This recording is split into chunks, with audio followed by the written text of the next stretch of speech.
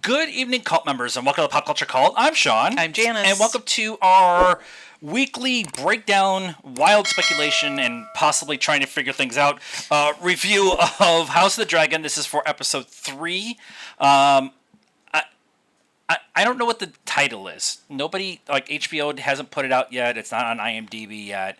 Forbes had a name, but I don't think it's the right one. I think it's just the Old title. Feuds and Bad Blood. Yeah. Maybe? But they gave us the one for next week, which is called Dance of the Dragons.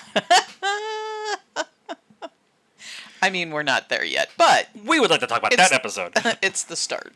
It's the start of being there. It is. It's the start. Spoilers for this episode if you haven't watched it yet. The episode starting in the Riverlands with the two 17, 18-year-old kids fighting over the moving of a fence between the Brackens and the Blackwoods. And then cutting to the devastation of the Battle of the Burning Mill, I think is what they called it, is like here's how small this war is on a personal level, and here's the devastation of what the war is going to be. Yeah, like a visual representation and an audible representation because they're kids, right? Yeah. And they're kind of just giving each other a hard time, oh, you think you're a knight now and all this stuff. And then, I'm Team Green and I'm Team Black and now I have to fight you and then everybody's dead. Right. Everybody's dead. And like, just the idea of one of them calling, oh, the queen is a king killer, or you believe in the king killer, or you want to follow the king killer. Yeah. And just that, like, you have never met anybody that's in that conversation over there. Right. And you are only picking a side because your father or the lord of your area said that you had to pick a side. And it's such a medieval, like, George took a lot of inspiration from the Middle Ages and stories and instances and different things that happened during that time period. And this is another example. Like, Aegon wants to go fight. His council kind of talks him out of it. Lars talks him out of it too. Talks him out of it. It's always the commoner. It's always the small folk who are fighting these wars. Oh, yeah. And it's always the people the leaders who never really get involved in it. Even if they lose, they end up getting ransomed off and living in an estate somewhere. Yeah. Off I somewhere. mean, sometimes you get beheaded, but a lot of times you just go to your country estate and live out the rest of your life there. They talked about it in Kingdom of Heaven. A king does not kill a king. Right. And even though that Gregor loses to Saladin, and he's like, we don't kill kings. We'll embarrass the hell out of them. Yeah, right. Yep. But in this circumstance, it was just the Riverlands is such an important stronghold for both sides. Yeah. That there's this push to go to the Riverlands and get them to declare for one banner or the other, because it's 40,000 people in the Riverlands, and if you can get that group to come to your side, you're going to have the upper hand. Yeah. No matter what. And so it was just I liked how they started there, and then they ended the episode with we have a chance to end the war before it even really happens. Right. And we'll get to that in a minute. There's some other things that happen there, but Daemon running off to Harrenhal. Harrenhal is like the fortress in the Riverlands. Right. And he gets there, and it's in ruins, essentially, leaking everywhere. Yeah. The hall itself looks like a dragon went through it. It did. I mean, there was a dragon that burnt the whole thing down. Right. Well, yeah. But I mean, like, actually, maybe crashed through it, whatever. Because the whole roof is gone, right? And there's, only one spot left that they're able to keep dry Yeah. and lit, and because there's only like a dozen people left, Yeah. which okay, what are you gonna what are you gonna do? Like, they show up, Damon shows up, and he's like, okay, this giant fortress and all these men, and there's a dozen people, and it's mostly women and this old guy Right. who is like, hey, come on in, Yeah. have some dinner. It's fine. We belong to you now. Yay. Well, we don't like Loris at all. He's a dick. He burned my kin. I don't. Right. I don't. I'm totally with Rhaenyra. Let's go. Yeah. Like, Yep. Me and my chambermaid are gonna come out with the pots and pans. Right. And fight Although with there is a woman, and they only saw her a couple of times. Yeah. Who doesn't appear to be ready to put up with Damon's poo, and that's just the kind of woman he likes. So Yeah. I am, that Damon may come back with more babies. Right. And With Rhaenyra's dark-haired babies this time. dark-haired babies, yeah. And blonde-haired Rhaenyra's babies. not gonna be happy with that. More Strongs in the Targaryen line. Huh, that's interesting. Yeah. Kind of how we got Jon. What? Aegon the Seventh, the prince that was somewhat promised. The other thing about Harrenhal, it's the largest kingdom in the it's the largest castle in the seven kingdoms in Westeros. That's the one I'm looking for. It's the largest castle that can hold all 40,000 people if it was all standing up correctly. And that's Once the reason it's had some modest repairs. yeah, and that's why Damon goes there. But then Damon starts having hallucinations because of the mystical stuff that is in and around Harrenhal. He ends up at the Godswood at the end of the episode, but he locked his door, and somebody was trying to bang in, and he goes and looks out there, and there's nobody out there, and he follows the light, and Millie Alcock came back to reprise her role as young Rhaenyra, and she's sewing the child. Jacaerys Yeah, starts with a J. They all start with a J somehow, or an R.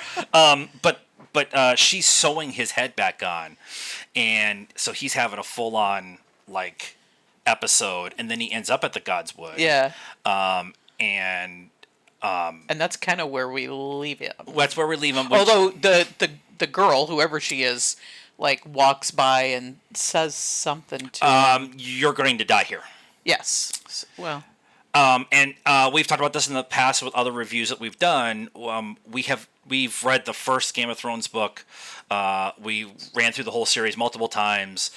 We have not read the Fire and Blood book, Right. Or the histories of all that kind of stuff. But we know basic details. We knew blood and cheese and stuff like that was going to happen, but we don't know necessarily what's going to happen in the future with Daemon, Rhaenyra, Alicent, Aemon, all of them. So we're excited to see how the story plays out in front of us. But I do have a sinking suspicion that he's going to try to hunker down there, and that's it. He's going to get trapped there without Vaegon, right? Vaegon's his dragon. So yeah, I How did he get there? he came there on the dragon. Right. Oh, so you're saying... I'm saying he's going to get there. The dragon's going to die. The dragon's going to run off and be done with his poo. He's going to have a hallucination and walk over the edge, trying to run down Rhaenyra, young Rhaenyra. Something is going to happen. I took it as he's going to bring all these men, all these fighters there, and then somehow they're going to get attacked with Team Green's dragons, right? Yeah. They'll get attacked that way, and he'll die there. But we'll see. Kristen Cole. Kristen Cole. I do that every time. Kristen Cole is not a very good hand. And he Shocking. Aegon wants somebody that he can control, and he didn't feel like he could control Otto, Right. and so he put Kristen in, and in the small council meeting, he like we're gonna put together an army and do a quick march and attack get to the Riverlands and have everybody declare for the Greens. And if we go now, we can do it before the dragons get involved. And Aegon's like, sounds like a great idea. I'll go with you and run a support. They try to talk him out of it. Larys does ultimately, but by saying that Alicent and Aemon were going to stick around and try to run the kingdom without him, and then he promotes him to the Lord of Whispers. But Christian putting this army together is the last kind of domino to go. Like, be put in motion. I won't say it's not the last domino, but it's the last kind of thing to put in motion for the war to really happen. There's an attempt at the end to stop it, but now the armies are marching onto each other. They've been spotted. Yeah. Like, it's... Well, and Kristen shouldn't have gone. I mean, in my opinion, anyway, he's the hand. His job should be to stay there with the king, or to be with the king at all times. Right. Because, the point of the hand is to, like, you're the go-between between the crown and everybody else. And you should be the one that has the crown's back, even out in front. If you don't agree, say something behind the scenes, Right. You should be their counsel. You should be their guy, their person that they can always rely on to be truthful with them, to give them the facts, and then if they don't, take your advice, say, "Yep, yes," and let's go make that happen. Yeah. And him, he's openly putting himself in harm's way. I think that is not regret, but he is guilt. Guilt, yeah, and he's just like, I'm just gonna go out, and if I get killed, it's fine. At least I die in glory in battle. It's actually it's one of the few things that as him being point at hand, it's like the one thing he knows how to do. I know how to go fight a battle, so I'm going to go fight a battle. Right, but that's not your job anymore. Right, in the name of the king. But that's like that's his way of controlling the situation as much as he can by saying, "This is the one thing I can do. I can't deal with this bickering of everybody else on the small council." And so it's just bad. But that's your job. You're not the king's guard. You're not the head of the king's guard anymore. Right. You are the hand. So and Aegon ended up appointing a bunch of his drinking buddies as members of the king's guard. And that always goes well. The whole them going to the tavern and then the brothel and finding Aemon, and Jasper at the pub, like saying, "I'm Viserys's nephew." Yes. Like that whole thing is again a big setup for something that we know that's coming down the line. Yeah. He will be a dragon rider, but it's interesting they keep kind of adding him in, and they're kind of last week it was with seeing Cheese hung from the ramparts. And then this week it was in the brothel where Aegon and the king's guard show up. So I find I'm very intrigued with that story arc. Yeah. About who he is and what he's going to end up being and stuff like that. that. Yeah, and I think that was definitely here's this, and then we'll come back to it. Yeah. Later, it's like the even Smith. In this, it's like Corlys and the two guys last week. All that kind of the setting up the pieces on the board that we don't necessarily because we're not book readers. We know they're important, or we wouldn't have spent the time on it. And then Aemon is just he's gonna commit regicide. Oh, he is so done with his brother already. Even though he sat in the council meeting, and it was like was actually pretty good about like, no, Your Majesty, your Grace, you need to stay here. Yeah, but the whole time he was Flipping the coin. the coin that they had out on the little map of their conspiracy against that him and Kristen had yeah, that whole yeah, conversation. that whole conversation, and he's sitting there, the one coin that they didn't find or Yeah. whatever, flipping back and forth on his hand. So he is openly displaying, it's like he knows. Yeah. Nobody else knows. Yeah. So Yeah, it's going to be very interesting. And what's his real name? Aemon. Aemon. Ewan Mitchell, his workout routine. He is very thin. He needs to. Yeah. needs- It's a munja. It's a sandwich. It's a sandwich. Very thin. The Kristen, Sir Gawain get seen out in the open. Can we talk about the fact that Allison's brother's name is Gawain? I think it's Gawain. No, it's Gawain. It's Gawain. It is Gawain. Yeah. It was just like okay, this is an important part of the setup for the battle that's coming, of the Dance of Dragons and stuff like that. But have it be Bela who sees them, goes back to the small council, says it was Kristen Cole. Kristen Cole. OSHA. The small council, who's been poking at Rhaenyra the entire time. Yep. Her small council isn't any better than Aegon's. Rhaenyra at least has some balls. And Rhaenys. And Rhaenys to help her. Yeah. It's nice that the two women there are like leaning against each other, because all the men are ready to go to war. Like they're ready. They're all like, we need to strike now. We need to go get them before they get here. Rhaenyra needs to make Rhaenys her hand. I think that she will eventually do that. If she's not already doing it. She's already sitting at the left hand of her anyways. I know. And Daemon's not there, so that's the one person that she is her most loyal. And I think person.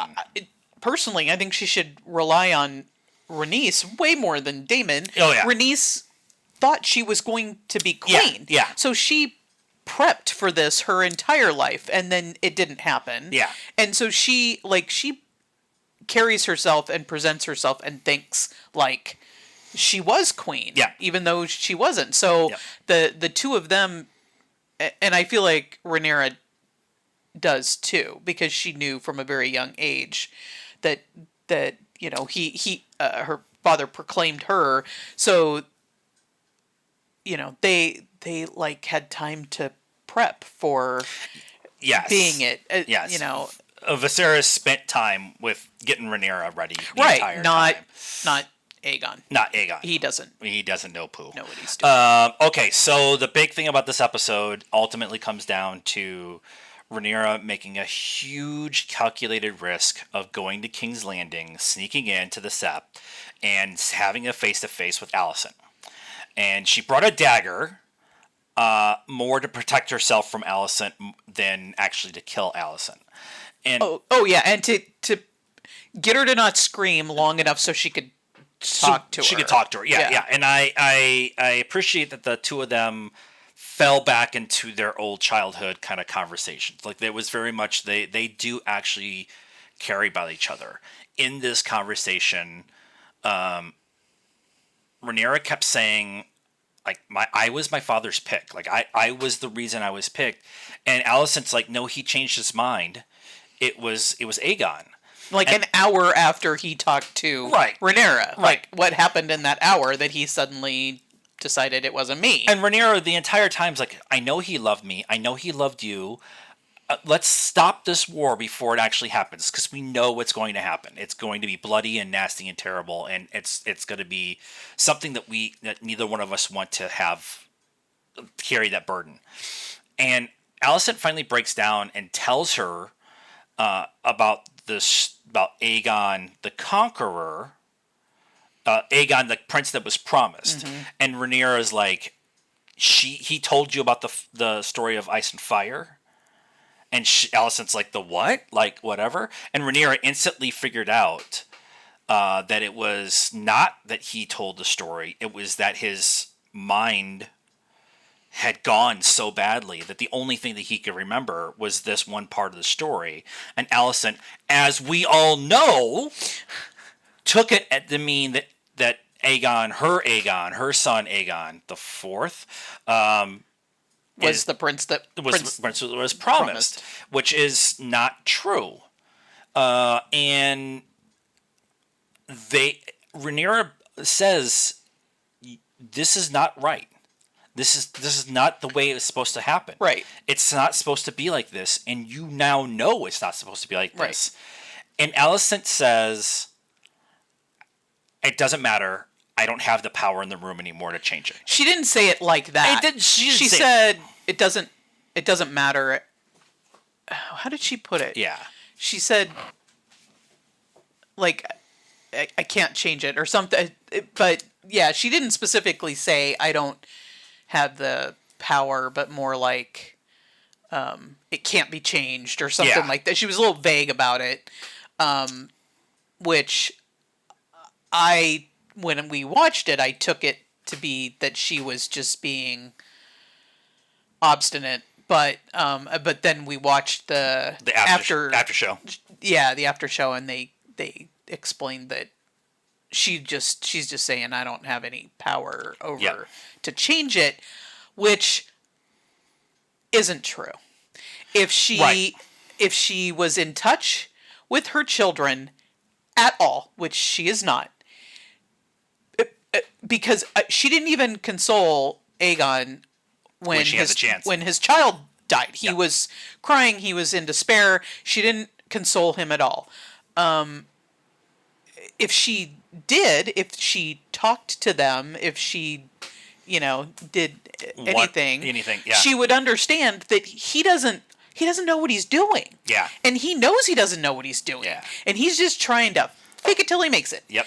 And, if they had that kind of bond where he could have told her, I don't know what I'm doing and I need you to help me, then they could have figured out a way to get out of this. Yeah, yeah. But instead, everybody's just in their own little world. Everybody's in their own little world, and at this point, so many different attacks and counterattacks have happened with Luke, with Blood and Cheese, with the armies going out to war. Like, there's been so many different things that have happened now that it is its own snowball now. It's already going, and even if Alicent thinks that she could have done something, her not even trying to do anything is worse than actually just like she doesn't even want to try. Right. She's like, eh. Yeah, it's happening. I view Alicent as this emotionally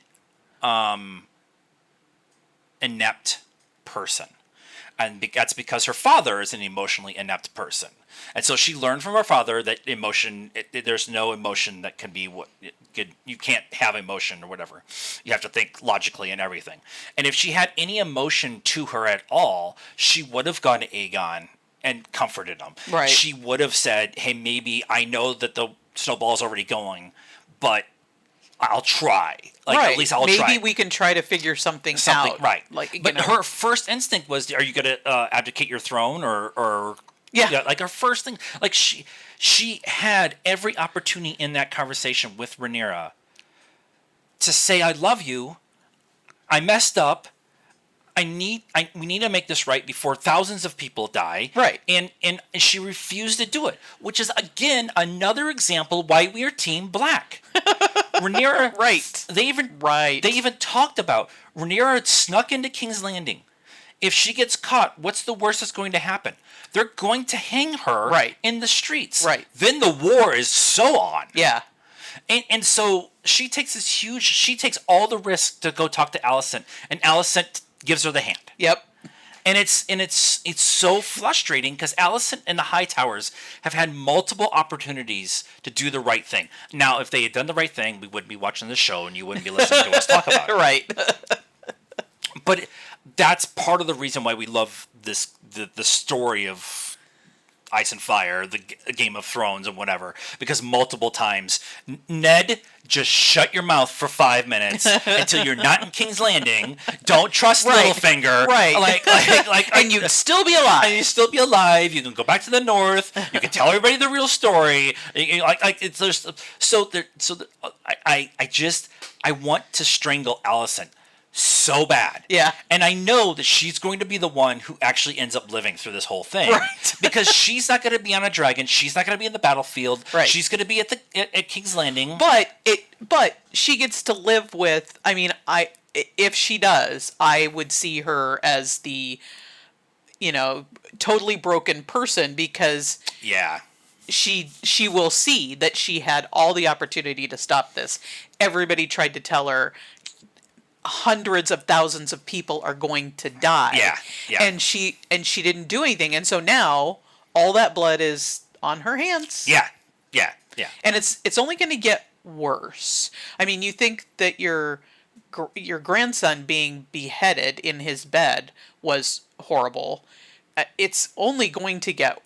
It's only going to get worse. And it's going to be people that you know and love. So Queen, not Allison, Helena, forgiving her because like Helena saying like I don't have I think I'm supposed to be sad, but babies die all the time, so whatever. And then she forgives Alicent for Alicent being Alicent, I guess. I like that whole scene. Not being a great mom. Being a great mom. Because she knows. I mean, she sees things in the future. She said there's too many rats, and then Yep. and then I'm scared of the rats, and she did the whole bug talk last year. I'm trying to remember the other one that she did. That was. Yeah, I can't remember. Yeah, I don't. Yeah, like she said, dance of dragons last year, at maybe the family dinner or something. Yeah, so It's she something like that, sees yeah. stuff. So you wonder if she saw something, Yeah. and like everybody like hundreds of thousands of people dying, yeah. and it ultimately is going to be Allison's fault because she had an opportunity to stop it, or at least make an effort to make any effort to stop it. Yeah. But I think she could have stopped it. But The only other thing that we didn't talk about, and I just want to spend like 2 seconds on it, is Rhaena being sent off to the Vale with Joffrey and the dragon eggs and all the children. yep, And even though her dragon is still small and not able to defend, they're going to stay at the Tullys, and there's the three dragon eggs that Daemon found in the cave last year. Somebody can maybe tell us more succinctly, but we think those are the 3 eggs that will end up going to Daenerys as a wedding gift down the line. I think those are the 3 eggs, and then there's the one that they're giving to the Tullys. The Tullys, right. So as payment to be on their side. right. But for me, storytelling wise, taking the 3 youngest children off the board, we may see Rhaena again in this season. But taking those 3 children off the board with their own dragon eggs, their own dragons. And their own dragon, the youngest is still an egg, so there's 4 in the case. That gives us the opportunity to have them come back in season 3, season 4, when we've lost a bunch of the dragons and the dragon riders and stuff like that. So you have another and I wave think of that those she dragons. will. I hope that she'll have an opportunity to actually, because she feels like she's being sent to the kids' table. Yeah, right? yeah. And she's like, I can do this. I can fight, and Rhaenyra's like, I know you can fight. She knows, she understands that she has this desire to get out there and fight too. Her father is Daemon, but she, she's like asking her to protect her children, so Yeah. it's a big deal.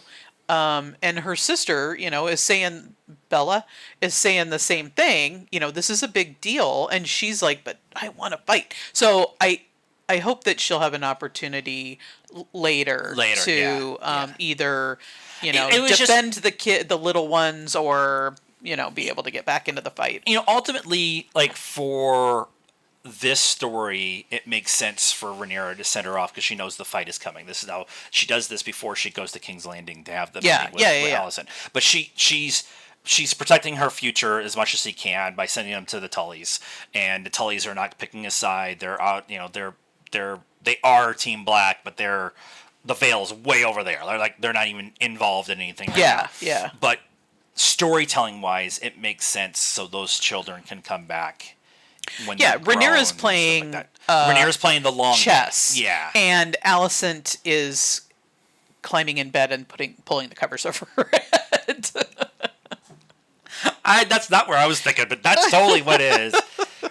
This is, again, Viserys trained Rhaenyra to be the queen, to have all the angles, because even in her small council meeting, she told everybody,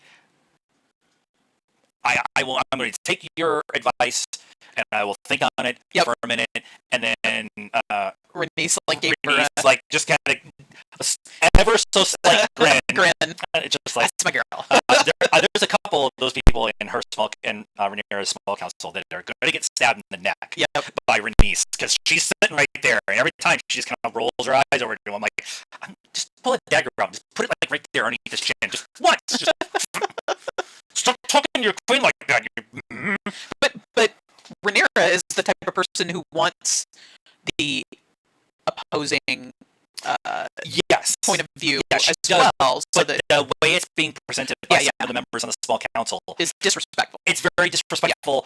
Partly, as we sit as the modern people, it's a man telling a woman what to do. Right. But in this circumstances, it's military men telling somebody who's never fought in a war, this is what you should be doing. Right. And she knows a lot more than they probably understand. Than they're giving her credit for. Yeah. Because she's having to make a decision for thousands of people, including those who are not going to fight in the war. Yeah. And what that's going to cost the realm as a whole. And that's the same conversation we had with Dany the entire time. She wanted to save the small people, and then, she showed us hints that she maybe wasn't the most stable person in the world. Like a whole diatribe on the last 2 seasons of Game of Thrones, but that's okay. We'll get into that. Incest is bad. Incest is bad. So that is our review of this episode 3, called "Pooh is About to Go Down." I'll find the title at some point in time. Let us know what you thought of our reaction and discussion in the comments down below. If you're on the Spotify feed, thank you for listening and follow us there. If you're on the YouTube feed, like the video, subscribe to the channel, hit the bell for notifications, and then we're on all the social media stuff: Facebook, Instagram, Twitter, and TikTok. Links are in the description on both the video and the podcast side. Follow us there. It's free. It costs you nothing.